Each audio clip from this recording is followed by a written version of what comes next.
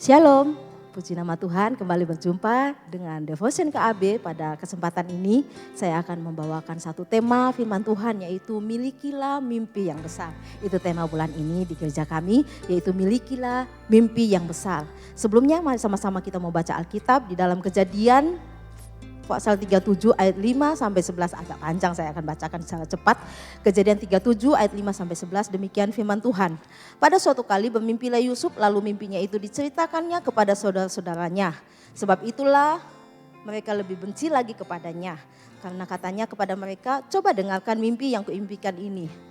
Tampak kita sedang di ladang mengikat berkas-berkas gandum, lalu bangkitlah berkasku dan tegak berdiri, kemudian datanglah berkas-berkas kamu sekalian mengelilingi dan sujud menyembah kepada berkasku itu. Lalu saudara-saudaranya berkata kepadanya, apakah engkau ingin menjadi raja atas kami? Apakah engkau ingin berkuasa atas kami? Jadi makin bencilah mereka kepadanya karena mimpinya dan karena perkataannya itu. Lalu ia memimpikan pula mimpinya yang lain dan menceritakannya kepada saudara-saudaranya, katanya, aku bermimpi pula, tampak matahari, bulan dan 11 bintang sujud menyembah kepadaku.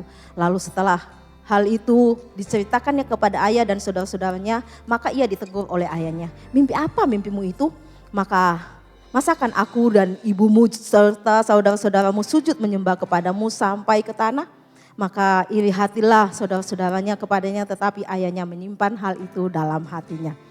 Bapak Ibu Saudara yang dikasihi oleh Tuhan kita Yesus Kristus, tentang mimpi, kalau berbicara tentang mimpi saya tetap teringat dengan satu sosok ini, yaitu Yusuf. Waktu saya dikasih tugas dengan tema seperti ini, saya langsung ingat Yusuf. Tidak ada hal-hal yang lebih luar biasa kalau saya lihat tokoh Alkitab yang punya mimpi dan Tuhan nyatakan itu terjadi dalam kehidupannya. Walaupun memang yang lain-lainnya itu raja, ada Nebukadnezar, ada raja-raja yang lain itu mimpi, tapi hal ini sangat bisa menjadi inspirasi, meneladani bagi kita semua bagaimana pribadi Yusuf yang dia adalah seorang pribadi yang lahir di masa tuanya Yakub. Yusuf adalah anaknya Yakub, dia lahir di masa tuanya dengan istri yang paling dia cintai. Rahel ini adalah istri yang sangat Yakub cintai. Dia lama baru punya anak, di masa tuanya lahirnya. Rahel baru dapat anak di masa tuanya dan ini Yusuf namanya. Nah, Yusuf ini otomatis menjadi kesayangan bapaknya dan ibunya. Dengan keberadaannya itu, tiba-tiba Yusuf mimpi dengan mimpi yang sudah saya bacakan tadi. Yang pertama, dia di ladang, ada berkas-berkasnya, saudara-saudaranya sujud kepada berkasnya. Kemudian dia mimpi lagi, matahari, bulan dan 11 bintang sujud kepadanya. Ini satu mimpi yang luar biasa, impossible kalau kita lihat ya. Sampai ayahnya bilang begini, masakan, mimpi apa mimpimu itu? Masakan aku dan ibumu serta saudara-saudaramu sujud menyembah kepadamu sampai ke tanah? Saudara-saudaranya iri hati, tetapi perhatikan kalimat terakhir dari ayat 11 dikatakan, tetapi ayahnya menyimpan dalam hal itu dalam hatinya.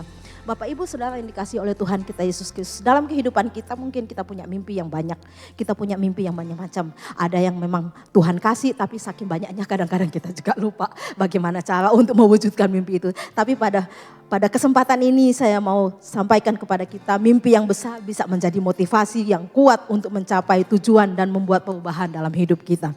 Ketika kita memiliki mimpi besar, kita cenderung lebih bersemangat dan termotivasi untuk bekerja keras dan mengatasi tantangan. Ada begitu banyak tantangan dalam kehidupan kita. Kita mungkin banyak mimpi, tetapi mari kita mau lihat bagaimana Yusuf mengatasi tantangan itu. Yusuf itu adalah orang yang dijual karena mimpinya itu dia menjadi membuat saudara-saudaranya benci dan iri. Dan akhirnya mereka bersepakat untuk membunuh Yusuf. Tetapi singkat cerita dia tidak jadi dibunuh tetapi dijual. Dijual ke saudagar ke Mesir. Dibeli sama Potifar. Nah, Bapak Ibu yang dikasihi oleh Tuhan kita Yesus Kristus, singkat ceritanya Yusuf ini berkali-kali dihadapkan pada kesukaran. Kalau kita lihat yang pertama dia difitnah. Kemudian dengan tuduhan-tuduhan yang palsu. Kemudian dia dilupakan. Waktu dia dijebloskan di penjara dia dilupakan. Walaupun dia sudah begitu baik dengan sikap tanggung jawabnya dia bahkan mengartikan mimpi juru minum dan juru roti, tapi dia dilupakan. Selama 2 tahun baru dia diingatkan. Kalau Fir'aun tidak bermimpi dia tidak akan diingatkan juga. Kalau kita baca di dalam Alkitab ya. Kemudian dia mendapat tuntutan yang tidak realistis. Tuntutan untuk dia harus menanggung segala penderitaannya. Nah, Yusuf ini dia diperlakukan secara tidak adil oleh banyak orang. Namun dalam menghadapi krisis itu, Yusuf selalu berhasil mengendalikan hidupnya, mengendalikan dirinya. Bukan hanya hitungan hari, minggu, bulan, dan tahun. Tetapi selama 13 tahun. Alkitab mencatat 13 tahun Yusuf mengalami proses yang luar biasa, sukanya minta ampun kalau saya katakan. Saya waktu baca Yusuf ini waktu SD, saya sedih, bahkan sampai hari ini saya masih sedih. Tetapi kalau kita lihat ending, hasil akhir cerita prosesnya Yusuf luar biasa. Nah, kalau kita punya mimpi yang besar, mari kita mau berproses. Kita tidak menghindari proses, tetapi kita mau ikut menjalani proses itu. Mungkin ada orang yang berkata begini, kalau menjalani ya bisa aja, ada sungutan, ada omelan, ada banyak hal yang di dalamnya. Gak apa-apa, terpaksa pertama, tapi lama-lama. Kalau saya ajarin anak-anak saya, disiplin itu butuh dipaksa.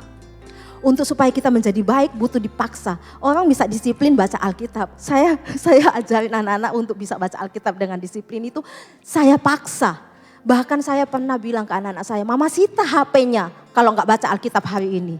Jadi mau nggak mau dia harus baca Alkitab supaya nanti sepanjang hari dia bisa leluasa menggunakan HP-nya. Baik itu untuk pelajaran, zaman tahun 2020 sampai 2022 kalau nggak salah itu anak-anak sekolah online. Tapi saya paksa untuk supaya demi masa depannya. Nah, dengan hidup kita juga kita harus kadang-kadang kita paksa diri kita. Yusuf menjalani proses yang tidak mudah, tetapi dia menjalaninya, dia berusaha untuk mengendalikan dirinya agar supaya tetap bisa hidup sesuai dengan apa yang Tuhan mau.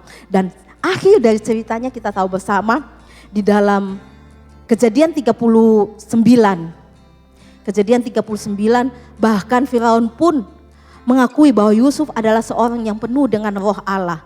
Alkitab berkata jika pada akhirnya Yusuf berhasil menjadi penguasa Mesir, hal ini terjadi karena penyertaan Tuhan. 39 ayat 2, Allah menyertai Yusuf. Jadi dalam kesukaran libatkan Tuhan. Sehingga dalam kesukaran ada penyertaan Tuhan, kita mampu, kita kuat. Berulang-ulang saya sering mengatakan kepada kita, kalau kita bekali hidup kita pagi hari dengan membaca merenungkan firman Tuhan, berdoa agar supaya Tuhan tuntun, Roh Kudus tuntun aku tak mampu menjalani hari ini. Setiap hari kita lakukan seperti itu, maka kita bisa kuat. Hari itu kita nggak tahu. Saya katakan kepada anak-anak saya, 5 menit ke depan kita nggak tahu. Tetapi mari kita minta tuntunan Tuhan, minta pimpinan Tuhan dengan kebenaran firman-Nya kita baca, kita renungkan dan kita berdoa, Allah Roh Kudus tuntun aku. Sehingga sepanjang hari itu kita boleh dikuatkan, kita boleh menjalani melewatinya hari lepas hari, minggu lepas minggu, bulan lepas minggu, bahkan tahun sekalipun lepas tahun. Kita bisa tetap kuat, kita bisa mencapai mimpi yang besar itu. Bapak Ibu Saudara yang dikasihi oleh Tuhan kita Yesus Kristus, ada beberapa tips untuk supaya kita bisa memiliki, mencapai, mendapatkan mimpi yang besar itu. Yang pertama, tentukan tujuan yang spesifik. Yang kedua, kita harus buat rencana dan aksi. Bukan cuma rencana doang, wacana doang, tetapi ada aksi di sana. Yang ketiga, kita harus kerja keras dan konsisten. Kemudian jangan takut gagal, cari dukungan. Kita harus berelasi, kita harus bersosialisasi, berhubungan dengan banyak orang. Dengan tuntunan Tuhan tentunya. Dan yang selanjutnya, kita harus tetap fokus dengan apa yang kita impikan. Yang terakhir kita belajar dari pengalaman. Kalau mungkin yang lalu kita gagal, hari ini jangan sampai kita gagal. Mari kita mau terus berproses, kita terus mau minta tuntunan Tuhan. Sehingga apapun yang terjadi dalam kehidupan kita, kita tetap mengutamakan Tuhan. Mengandalkan Tuhan di atas segala-galanya. Dengan kerja keras, dedikasi dan strategi yang tepat, kita bisa mencapai mimpi yang besar itu tentunya dengan penyertaan Tuhan. Amin firman Tuhan. Mari sama-sama kita berdoa. Terima kasih Tuhan, Engkau baik di hidup kami pada saat ini. Kami bersyukur kami boleh mendapatkan kebenaran firman-Mu bahwasanya apapun yang terjadi dalam kehidupan kami, kalau Engkau sudah taruh sesuatu hal yang luar biasa bagi kami, biar itu menjadi motivasi bagi kami. Mimpi yang luar biasa itu, cita-cita yang luar biasa itu biar kami capai dengan penyertaan-Mu Tuhan. Pimpinlah kami Tuhan, sehingga dalam segala kesukaran, kesulitan hidup kami tetap kuat di dalam Engkau. Sehingga kami tetap bisa mencapai apa yang Kau kehendaki dalam kehidupan kami. Terima kasih Bapa, di dalam nama Tuhan Yesus kami berdoa. Haleluya, amin. Tuhan Yesus memberkati.